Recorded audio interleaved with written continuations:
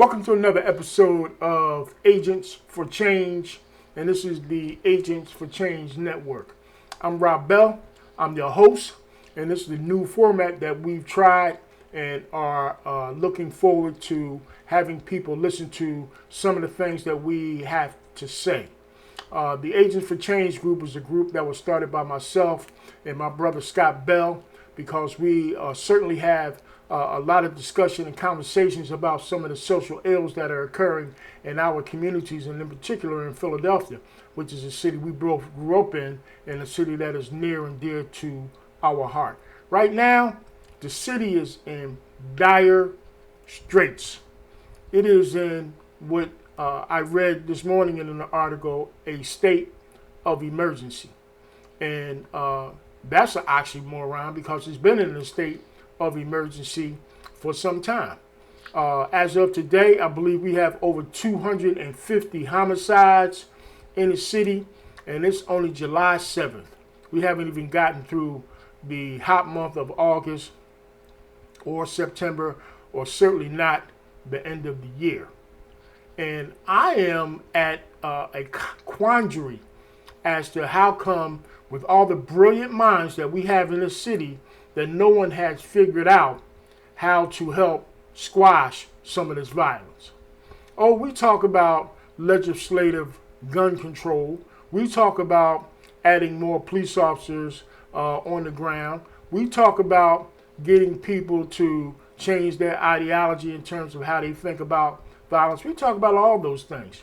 But ain't nobody really doing a damn thing about it when it comes to the realness of what we need to do. You know, I've been doing this work for a long time. I'm a former police officer. I'm a former correctional worker. I've worked in several youth programs in my tenure. And one of the things that I've always said, that when we start to talk about how to talk to young people and how to get young people to understand what we're talking about, is always the adults at the table who want to come up with some solutions and some ideas. Nobody brings young people to the forefront. They're the people that we're trying to reach. How can we reach them if we don't listen to what they have to say and listen to what some of their concerns are as far as this whole thing is going? We can sit here and talk about, it's violent out there because of the drugs. It's violence out there because of social media. It's violence out there because we have too many guns on the street. We can talk about that till the cows come home. And all we've done up until this point is be a reactive force to something that we need to be proactive about. Now, in my estimation, there's a few community programs out there that are making an attempt to try to do some things out here by bringing some of the younger generation of young people into their programs and teaching them some life skills. I think that's a great idea, but we need more programs out there like that. And in order for us to get more programs out there like that, we got to start dishing out some money to help these people create these programs. And what happens is, there's been some talk about Philadelphia getting $1 million into the city to try to help squash some of the violence. But I can almost guarantee you that $1 million is not going to trickle itself down to any of the community programs that are already in existence, or trickle down to any programs that we have to maybe start developing in the community. Why? Because Philadelphia is a greedy, corrupt city. Yeah, I said it. It's a greedy, corrupt city. And it's been my experience through the years. And again, I have a lot of experience in this city in terms of working in different programs and a variety of programs, that when money does come down, before it even gets to the grassroots level, everybody sticks their hand in a pot and they get their piece of the pie. I used to work for a director in a program that used to say, one thing that he did not want to do was be a poverty pimp. And what he meant by that is to take advantage of people who were poor and in poverty, and taking the money that was supposed to be funneled down from local and government from Washington to help create programs to give them an opportunity to do better, and give people in his program or other programs a one-up. You know, if I'm a executive director, if I'm a program manager, if I'm a counselor, if I'm a person that's supposed to be doing outreach, if I'm running a program, I'm going to make sure that, first of all, I get my money first, that my program gets its money first, that my counselors get paid, my program managers get paid, my directors get paid first. And I'm going to make sure that they get a handsome salary. And then after that money is all dished out for maybe 1 to 3 years, then the rest goes down to community programs, which is usually pennies. And that's what's happening with this situation. It's going to take a lot of money. It's going to take a lot of programs. And it's going to take a lot of people who care about how and why and when we're going to stop this violence in the city. City government is not going to do it because they don't care about what happens in the black neighborhood. They don't care about poor people. They don't care about people being in poverty. Why? Because they're living good. They're living in their big, beautiful homes. They're driving their big, beautiful cars. They're going on vacation every year. They're living the life of Riley. They're living their dreams. Meanwhile, people are living in the hood are squandering. And you got a lot of young brothers out there that just are not going to take that no more. They look at the drug game as being the #1 employer in their neighborhood, and that's how they get their come-ups. They watch television, they see commercials, they go back and forth throughout the community and see people living good. And so they say to themselves, hey, I'm going to live good too. No, I don't have a whole lot of education. No, I can't get a job. No, I have a poor attitude. But what I can do is I can sell dope, and I can make a lot of money selling dope. And if you step on my toes and come into my territory, I'm going to make sure that I kill you to stop you from doing that. In addition to that, when I sell dope and I become the dope man, I get girls. And when I get girls, I'll become a man. I'll become the man. And then when you come in and try to mess with my girls, then that becomes a problem too. And so now we get on social media and we go back and forth and we go here and there, and that becomes an issue of homicide. Okay?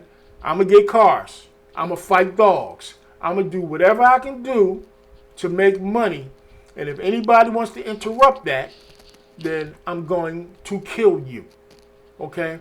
You can't deal with a person that has that kind of mentality. Because we got young people out there that are 17, 18, 19, 20 years old that are too far gone and you can't reach them. But you can reach some of these younger kids. You can reach some of these 7, 8, 9, and 10-year-olds. And those are the ones that we have to reach. Those are the ones that we need to start educating in terms of putting these guns down. My wife and I created a program about 6, 7 years ago called the Toy Gun Drop Box. And what we did was we tried to educate parents to the fact that you should not let your children play with toy guns, because what it does is it resonates in their mind that at some point they're going to want to get a real gun and go out there and shoot somebody. So we were taking a basket around to various neighborhoods and asking parents to tell their kids to drop their toy guns into the toy gun drop basket. And for a weapon of violence, we would give the kid a weapon of nonviolence and at the same time educate the child and the parents against violence.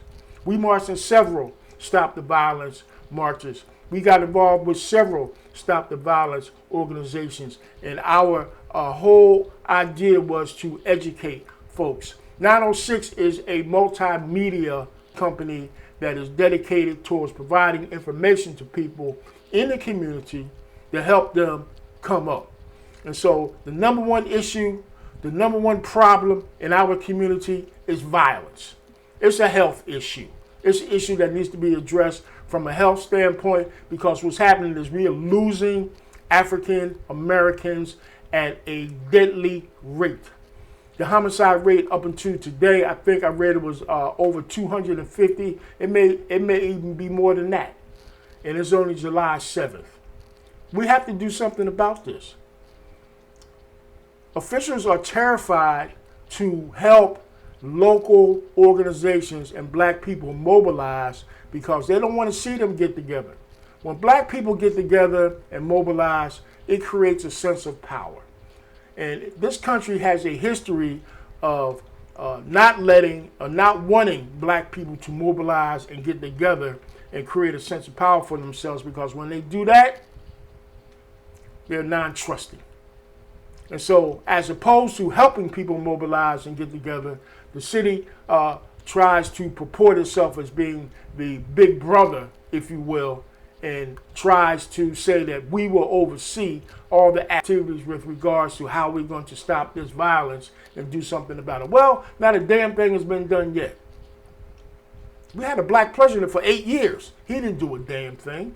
Since I've been involved in my company since 2005, I've seen 3 police commissioners in the city of Philadelphia, and not near one of them did a damn thing. There's been 2 mayors since I've seen, or since I've started my company, that have been mayor of Philadelphia. They didn't do a damn thing. There have been a variety of city council members in Philadelphia. They didn't do a damn thing. Everybody wants to talk about what they want to do, and nobody does not a damn thing. And it's getting to really be embarrassing. It's really getting to be pathetic. You mean to tell me we got a major Ivy League university in this city, and all of the students that go to that university who are quote unquote scholars and brilliant minds, we can't come up with a group of people that can develop some solutions to help stop some of this violence? We got a few HBCUs in and around this city. You mean to tell me these black students can't come up with committees to try to help squash some of this violence? You know, we can cheer and root for the 76ers. We can cheer and root for the Eagles and the Phillies and the Flyers. And we are so passionate about all of that. You know, people say, oh, Philadelphia sports fans are passionate about their sports. And we are. But we're not passionate about people in our community getting killed. Why? Because it's black people. That's why. Nobody's passionate about black people being killed in the city of Philadelphia because it doesn't affect them. It doesn't fall on their doorstep. I lost somebody close to me last week that got shot in the back of the head because of some of this violence that is occurring in the city. And since I've been doing this, this is the first time that I've actually lost somebody that close to me as a result of this violence. And I've always said, you're not going to do anything about it until it falls in your doorstep. Well, I was trying to do something about it, and I am trying to do something about it, but it still fell on my doorstep. And so now I got family members that are grieving because of a tragedy that we as a family had to suffer. I'm not the only family. There are several families out there that have to suffer. There are several young men that have to suffer. The perpetrators go to jail. They lose their life. The victims get killed. They lose their lives. And the beat goes on. No black fathers in the community. Single black mothers in the community. Nobody's coming together and loving each other and creating families. And families are not being created so that we can create communities, and it's just getting pathetic. I read an article last week where they said that the last police academy had no black recruits in the academy. You mean to tell me out of all the black people that live in this city, nobody wants to be a police officer? And I know black people have this disdain for the police. They do. We always have. We have a history of that. But you can't tell me that there are no black men or women that don't want to be police officers. I contend that the effort is not being made. They don't want to have black police officers in this city. They want to have white police officers in the city so they can come into our neighborhoods and control us. And they want to continue to just be reactive and scrape us off the ground every other night, as opposed to trying to be proactive and figure out how to stop this. I would love to go through one damn night, just one, without somebody being shot in the city of Philadelphia. Just one night. It seems like it's impossible for that to happen. And this is 2021. When you look at the history of violence in this city, it dates back to the 50s and the 40s. And that tells me that decades and decades of violence that has continued to be perpetrated in the city, and nothing has been done about it, except for the time where Sister Falaka Fatah created the House of Umoja, and she brought 15 gang members into her house, and she showered these young brothers with love, and she taught them how to love themselves, and she created situations of giving people some soft skills and hard skills, how to be brick masons, how to be security officers, how to go out there and get jobs, how to write a resume, how to go through a job interview, how to conduct yourself with a positive attitude. She did that, her and her husband, David Fatah. And she all but stopped the gang wars in the mid-70s, early 80s, even before that. And nobody has even attempted to try to tap into that best practice model to see what she did and how that worked. Why? Because nobody trusts that. Nobody thinks that that's relevant. Nobody thinks that when you provide these young brothers with love and opportunity, that that's going to change anything. You know, because people just don't care. Well, I care. And I see myself as being a leader. And I'm going to continue to put out these videos whether you like it or not. I'm going to be a broken record. I'm going to be a broken damn record until I see some results. Give my organization a couple of dollars and give me an opportunity to run a program of nonviolence, and I can show you what can be done. Give me a chance. This is Rob Bell, 906 K9 Books. I'll talk to you the next time.